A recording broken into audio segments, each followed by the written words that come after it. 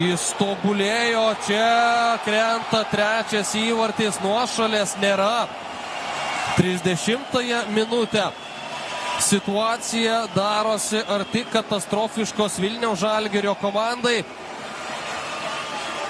Oi.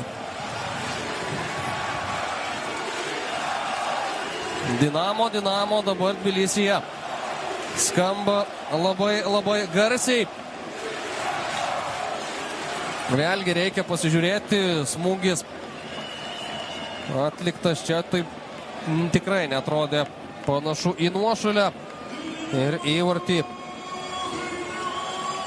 Gračelydzė pelno, pirmas suskumba prie atšokusio kamulio. Šarkauskas tą kamulį nukreipė į skersinį, bet matome, kad arčiausiai galimybės sutrukdyti varžovui buvo Litvinenko, bet ir ukrainiečiui to padaryti nepavyksta.